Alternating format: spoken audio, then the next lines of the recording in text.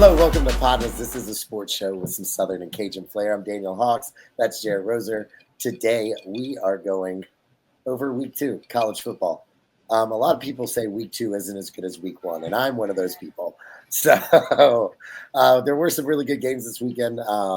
Let's kind of go into it. We'll go over our pick 7 and kind of what we had in there. And then obviously through that, LSU, Tulane, UL all played this week, and we'll kind of hit the major Louisiana schools as well, and we don't have to talk about what happened in Tuscaloosa at all to ULM.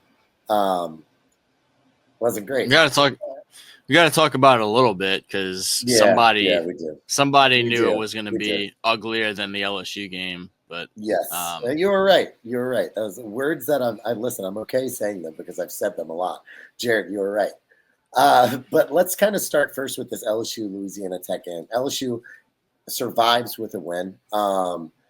Maybe survives is a little bit too much of a overreaction term, but it just didn't look great.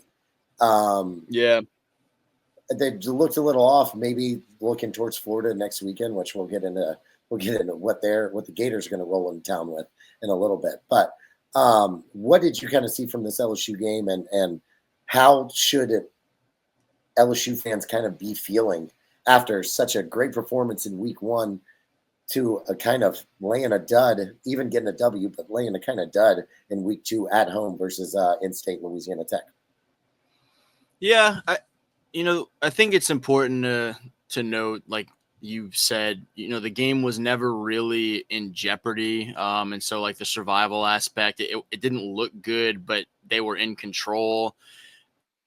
But it felt disjointed quite a bit on offense in particular. And I mean, whatever excuse you want to put on it, whether it was coming off of the high of beating Clemson and not being fully back down to earth this week yet, or looking ahead to Florida and an SEC opener, overlooking Louisiana Tech for any other reasons, or, a lot of guys got kind of banged up and limped off to the sideline at different points. There was concern, still is, kind of waiting to hear what the diagnosis is for Braylon Moore, the center, who was the SEC offensive lineman of the week last week. Trey'Dez Green, who obviously we all know is a fantastic hybrid pass catcher, big, tight end wide receiver hybrid. And so there were a lot of those kind of moments in the game that were concerning, that can be a little bit deflating when you start worrying about what's going on with your teammate and the extent of those injuries and stuff. Whatever culprit you want to kind of pin that on, ultimately, there were moments where Nuss looked a little bit off, where, I thought there were some plays where he didn't see a guy that was maybe a more open target, or guys that he did throw to was a little bit off on the throw. Times where he had beautiful throws and guys drop balls. Louisiana Tech's defense was able to get after him more than you would like to see, with, all of the talk of LSU's offensive line being so strong coming out of that Clemson game. They didn't run the ball particularly well, had an early Xavion Thomas run and a late Harlem Berry run. But when you take those two out, it was really, really low efficiency in the run game, other than that one early run, one late run. And so you miss a field goal at one point, get into the red zone 5 times, have to settle for 3 field goals, all of those type of things.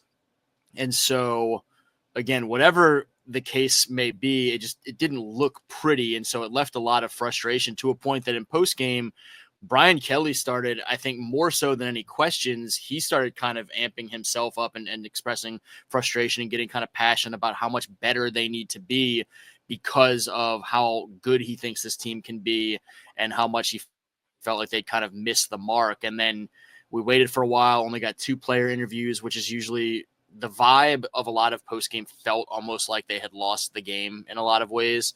It was just a kind of a Debbie Downer night type energy to it. And he, BK came back Monday and said that maybe they were not as bad as they felt like they had been in the moment once he got a chance to look at more film. And I think part of that is credit some to Louisiana Tech, who we talked about it in the preseason. Their defense, we expected to be pretty solid, and they do some different things with that 3-3-5 stack. And so they deserve some credit as well. But it definitely wasn't what you're looking for, particularly on the offensive side of the ball. Penalties too, I didn't mention. They had a bunch of penalties that kind of slowed some things down in moments, but defense was still strong. Almost had a shutout until, the garbage time touchdown by Louisiana Tech. But all in all, you escape with a win in week 2, advance, and hope that it looks prettier next time out. Yeah. Next up is going to be the Florida Gators coming into town. That game is going to be 6:30. Let's just quickly talk about that before we move on. So Florida loses to South Florida, and a game where they look disjointed as hell the entire game. And let's just kind of a note on that for LSU fans. You could be Florida. So as ugly as Saturday was in Tiger Stadium, you at least get the win, survive, and advance, still undefeated. And so things could certainly be worse if you drop that thing. And so, don't take that piece of it for granted. Absolutely. And we're going to talk about the reason I wanted to bring this up is not only is Florida now coming off of a loss, and maybe this Florida team isn't as good as we thought. Maybe they just had a really off week and they're going to come in really pissed off, which is also absolutely on the table. That is in the range of outcomes. So I think one of the biggest things with this and Florida coming in with a loss from the LSU side is with this Louisiana Tech game, like we saw with a lot of other SEC teams that just kind of took care of business because they knew where they were better than the other team. And it just kind of didn't feel like LSU really took advantage of this opportunity to kind of make a mark to say like, hey, y'all didn't put us at 1 last week. We are the number 1 team in the country. If they win and, kind of boat race Louisiana Tech, which, everyone, even Vegas, thought was at least going to happen by 36.5 points. But doesn't. Now Florida's coming in off a loss. And also we'll talk about Tulane in a second. USF is now in the driver's seat for this non-Power 4 bid to the playoffs. So them beating Florida right after beating Boise State, which ranked to start the season, maybe they're not as great as they kind of were last year. USF now is like I said, in the driver's seat for this last playoff spot, and Tulane kind of has to put in a little bit more work when they have those games against the Power 4 the rest of the year. They really need to take advantage of them. Yeah, I think, like we talked about in the preseason on the Tulane and USF side of all of this, that Tulane probably needed to be or needs to be 2-1 in those 3 Power 4 matchups at least. You would love to get all 3 of them, obviously, but you don't want to drop 2 of them. And so these next 2 weeks were going to be critical and pivotal and all those things anyway for them, regardless of what USF is doing. That needs to be where they're at, is they need to go take care of business at home against Duke this weekend. Yeah. And Darren Menson, those guys looking pretty good, unfortunately for Tulane fans, but we'll see how some things go this weekend. We'll talk more about our picks later in the week, but USF has to go deal with Miami this weekend. And so they're kind of in the middle of their stretch right now with some of these in-state games, in-state Power 4 teams that they're looking. I think if you talked about them in the preseason, if they could get 2 of these first 3, you feel pretty good as a USF fan, and they've already gotten 2 under their belt. Now they have a huge opportunity against Miami, but it's a long season and we'll see how some things continue to go for them. People slip up each and every week. We saw it with a couple teams this weekend, obviously, but definitely USF is not a team that we talked as much about in the preseason as, Tulane and Boise and some others, but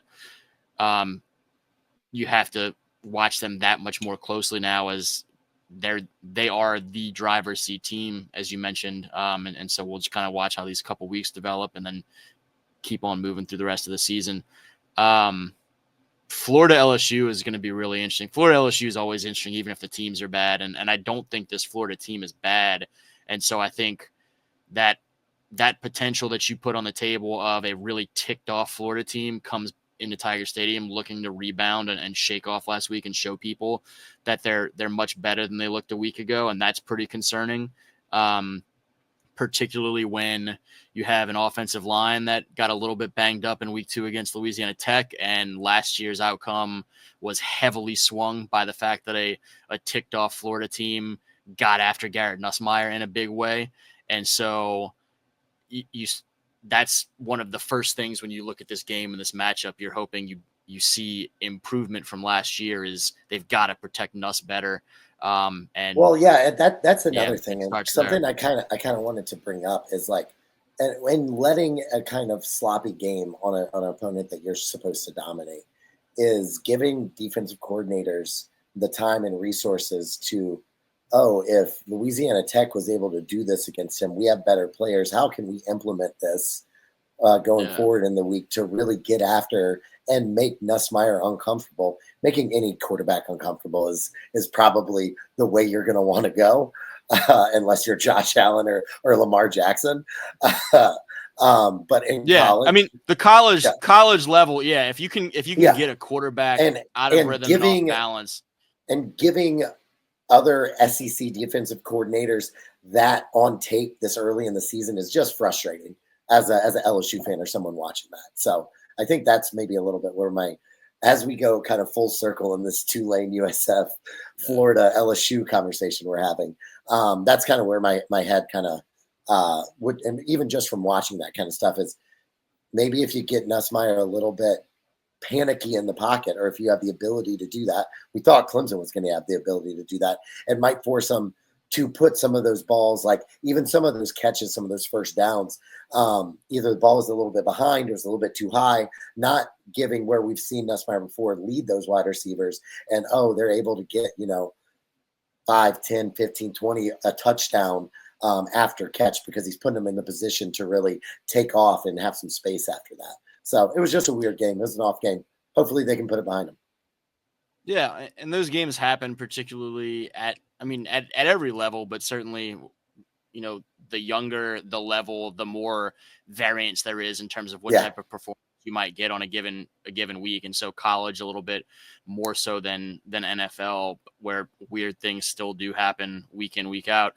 I'm sure Florida will look at that Louisiana Tech tape and be interested in some of the things they see. It's a different defense, and for Florida, they don't have to look much farther than, hey, look at what we did in 2024 and what went well, and try and emulate or recreate some of that. The same time, LSU will look at that tape and be trying to be improved in some ways from that, and do a better job of protecting us. But it feels like it will be a dogfight. It felt like it was going to be a dogfight before we even saw the Saturday outcomes this week. And so it's not one that I think you go into feeling overly confident about, unless you're just, kind of in that fan, like, trick yourself into being nonstop optimistic about it. But if you try and look objectively at it, like, you can feel good, you can like LSU's chances, but it feels like it'll be a battle, because LSU Florida generally is. And hey, if you like SEC football, it'll be the day for it. We got Tennessee, Georgia going into LSU Florida. So it'll be a really great Saturday for football. Let's kind of, we touched on it a little bit, but let's talk about this Tulane game, because it was a little bit up and down. They ended up getting the win 33-31. They beat USA. But it did not come without its nerve-wracking moments. But you watch a little bit more of this game, so can you give us a little bit of a rundown about what you saw?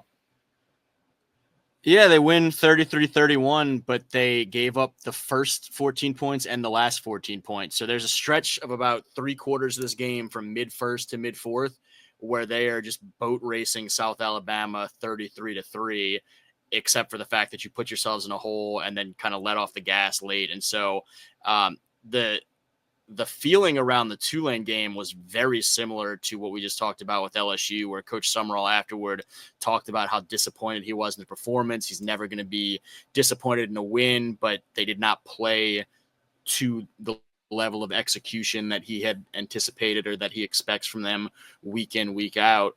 And so I saw that comment and said kind of, that's going around GEAUX. That was kind of a vibe for obviously some Louisiana teams, but I think there were some other teams around the country that felt that way, that, week 2, they maybe got away with one, but it wasn't quite what they were looking for in terms of their overall performance. But all that said, same sort of thing we talked about with LSU. You took care of it in some way, shape, or form and escaped that thing with a win. And so for Tulane in particular, it was a like level, group of 5 level matchup, and you were on the road, and you can't really sneeze at a road win against a peer type program. And now for them, they come back home and they have Duke. And so they need to play better than what they did this past week, or at least they need to play a more complete 60 minutes of football and not just 3/4 of it.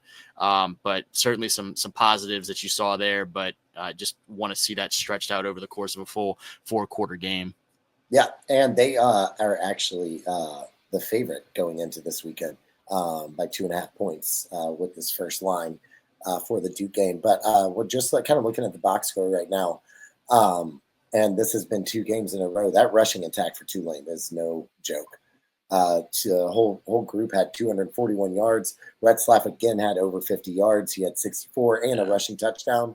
But it just seems like they can come at you a lot of different ways on the ground. And if you can do that and control the clock, there's, not a lot of teams that are going to be able to beat you if you're able to do that every game. What does it look like with this Tulane team in the passing game, though? Is it going to get a little bit more as Retzlaff gets a little bit? Because, he did throw 24 times this game, but only 125 yards. Brendan Sullivan also had 3. I would like to see a little bit more balance right now. But, yeah, is that something that the Tulane coaches are looking for, that the Tulane fans maybe want to see more of? But, yeah, it just seems like a little bit more of the passing game from them. Yeah, you for sure want to be a little bit more balanced. At the same time, if you can run the ball that effectively and, average 5 yards a carry and have 2 running backs over 80 yards plus your quarterback working in the run game, you'll run that thing up and down the field all day long. Right, but for sure.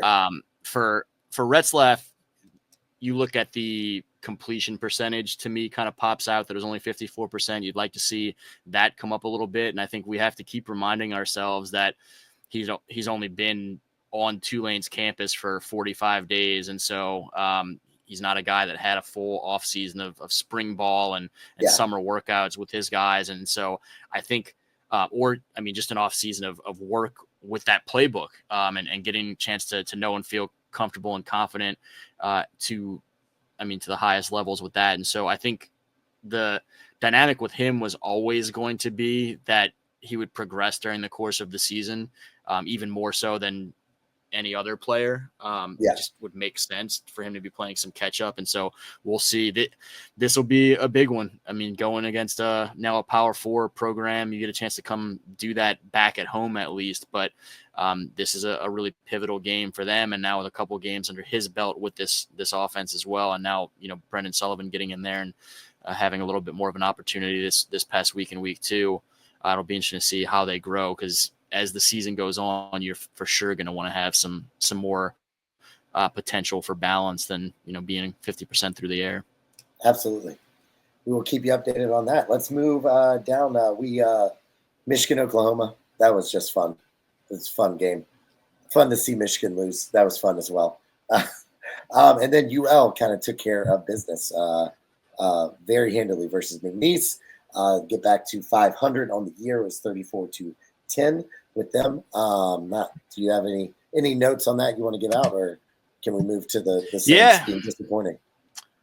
First college start, first college win for Daniel Beal, who I watched get thrown into some situations as a freshman at Catholic High years ago and was calling him Baby Beal early on. And I guess now the clock kind of resets as a redshirt freshman in college, where he's Baby Beal again in some ways, but he was 14 for 22 for 86 yards and a touchdown.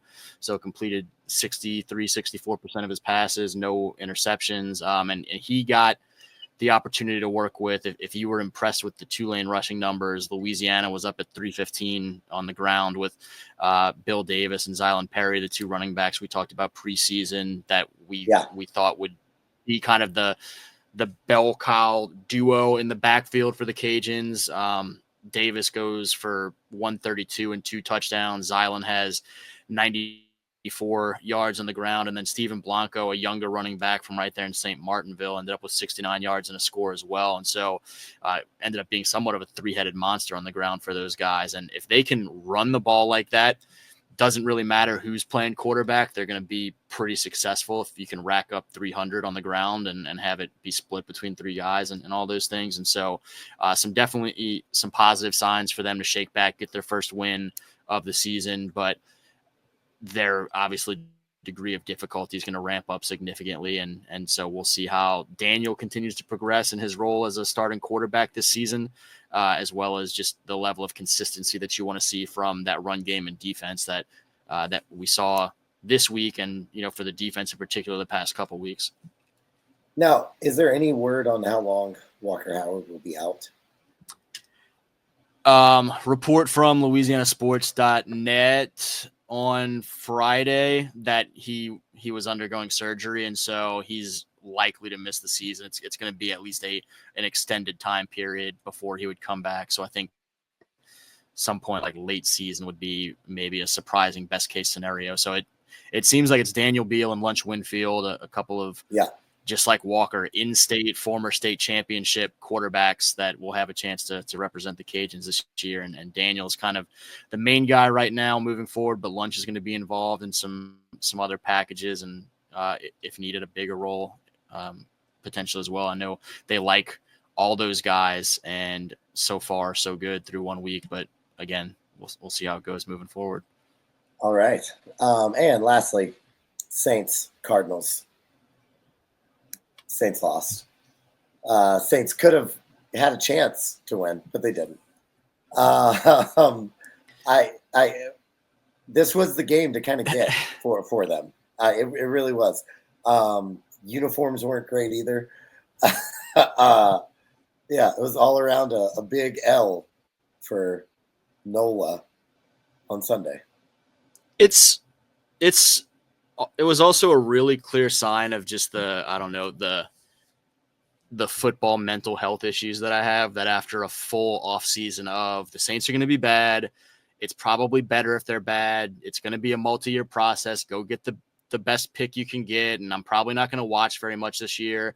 That by some point between 12 and 3 on Sunday afternoon, I'm sitting there praying for a Spencer Rattler comeback drive and all in, and can't wait to see this magical finish that may be in the works. And they're down there to the 18-yard line in the final seconds with a chance. Their best look was third down at Juwan Johnson, but it got jarred loose by Budda Baker. And so they were right there. They played for a team that we think might end up with the worst record in the league. They played pretty respectably against against a good team in Arizona. I mean, the defense got to Kyler it's going to be a long 5 times. Season. Yeah, the defense got to Kyler 5 times. Sorry to cut you off. The defense is still they're gonna fight. And also on the opposite side, Spencer Rattler only got sacked once, and last year I think I watched him get sacked like once a drive. So no, by no means was great, but it wasn't as horrific as like sometimes last year, when you could definitely tell that he's got some at least some sea legs under him after being in the NFL for a full season. Olave leaves this game once, does come back in, but that's always scary. Then that's something you have to come to terms with when you watch the Saints and you watch Chris Olave play.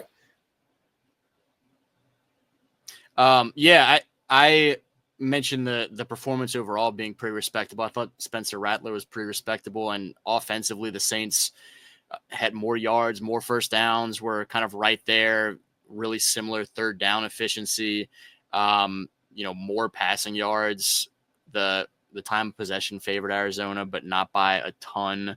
You didn't turn the ball over, but you didn't force any turnovers. The penalties were less than ideal. You had 13 for 89 compared to the Cardinals 9 for 54. So both sides kind of working through some things in that regard. But I think, look, if this team looks respectable this year, but still ends up with a rough record and a good pick, then, at least you weren't a laughing stock through the course of the year. And you and I have said since early on last year that this felt like it was going to be a multi-year process that needed to be addressed to get this team back to where you want them to be. The Olave moment was concerning. News coming out today that Julian Blackmon is feared to have suffered a torn labrum in that game, and so that stuff is kind of the biggest negative takeaway for me is just kind of being banged up and potentially not having Blackmon now for and a secondary quite a that while. already is is thin, to say the least. So it's going to be a long year. So buckle in, strap in, boys. Yeah, this was certainly no Bills Ravens game on Sunday afternoon in the Dome, but it gave you something to watch, at least to the if we're just doing a quick Louisiana recap, Jane Daniels is still awesome.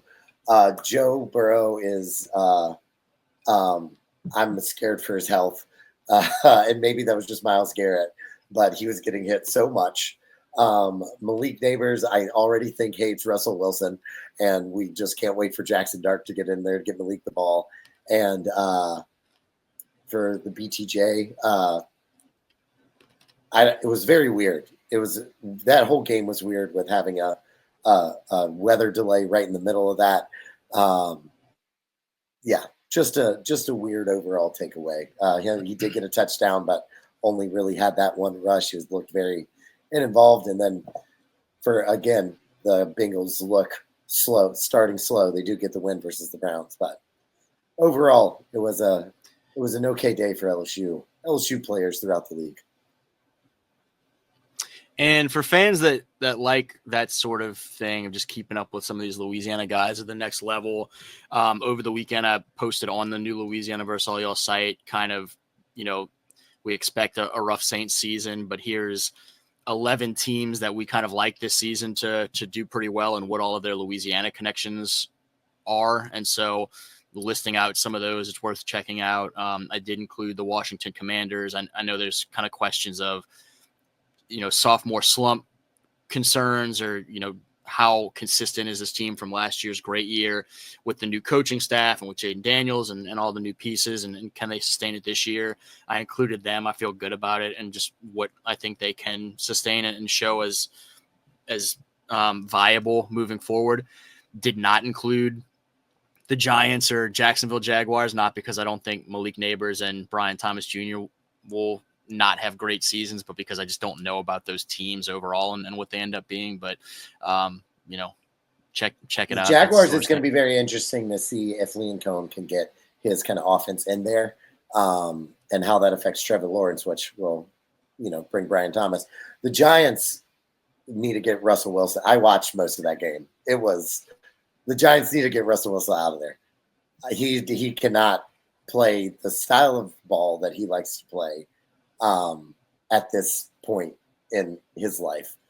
It either needs to be Jackson. I just start the Jackson Dart experience. And then if that really sucks, you can put in Jameis Winston because it is going to affect everything up and down there. The Abdul Carter looks great. Cam Scatterbo didn't do a lot on the ground or anything, but he had a couple really big blocks. And if you're a rookie and you're already coming in and picking up protections and coverages, there's a high chance you're going to be on the field for a lot more coming up. So that has nothing to do with Louisiana, just some stuff that I saw from a really crappy game that I watched. But please go to Louisiana versus All Y'all.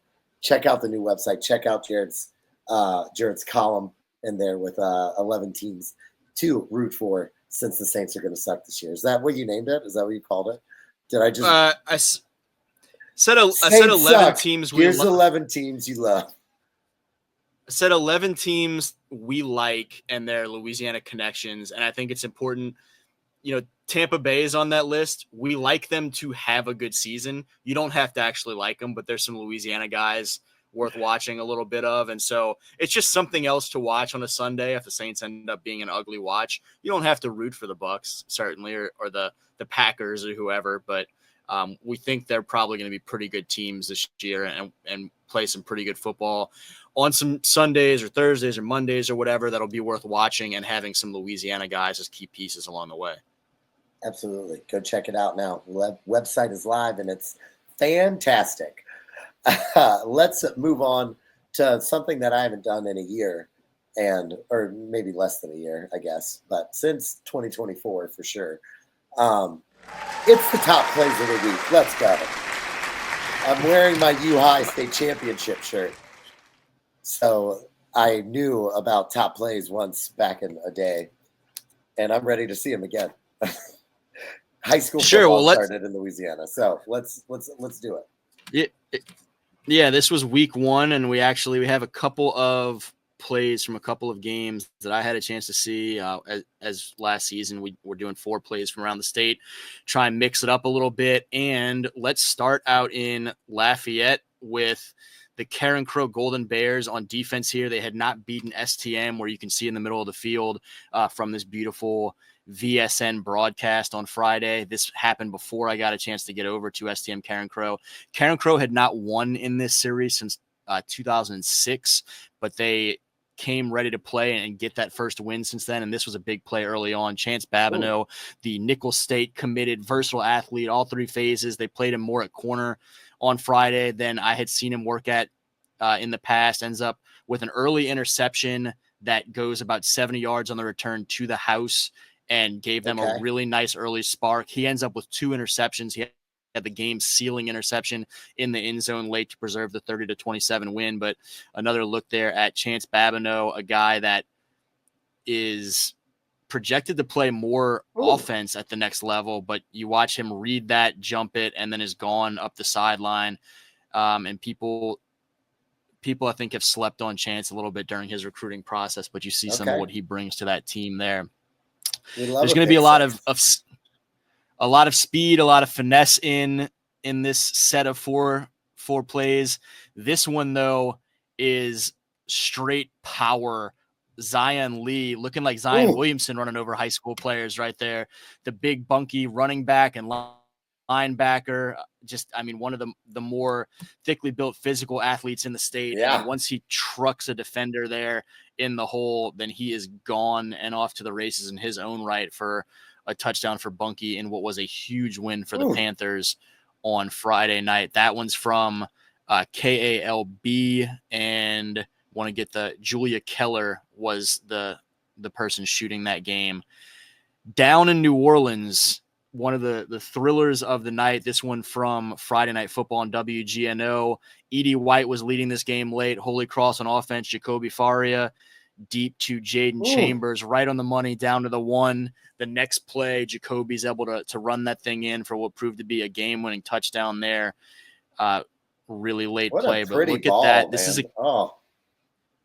is a kid, Jacoby, who I had a chance to see kind of behind the scenes a little bit early in his career in some practice and workout and 7-on-7 and camp type settings, has patiently waited his time to get this opportunity to start now as a senior at this level, 5A ball, Catholic League ball, and is kind of showing what he can do. He's committed to Southeastern Louisiana right now, but some really high level stuff early on with a game-winning drive in his first varsity start. And then this one from me on Thursday night, Newman punting deep in a scoreless game early to St. Charles Catholic, and Christian McLean fields a punt back deep, makes a couple guys miss, dart in different directions in and out, and then sees a seam, and he's off to the races for a 97-yard score. You probably saw the flag come in there. I was worried about it for him. He was worried about it when he saw it, but it was against Newman. It wasn't against St. Charles, and so the play stands. That was the first touchdown of the night and helped spark the Comets to a 36-3 win, a big emphatic way to start the season. And Christian McLean with a huge one there, showing off some of his speed, a senior for the Comets out there in Laplace. And so 4 great plays, 4 very different plays. You had some defense, you had some power, you had the pretty pass through the air, some special we had all 3 phases of the game, Yeah, and all over the state with different areas. That's kind of how we like to try and do it when it works out. And with those 4 plays, it worked out pretty well.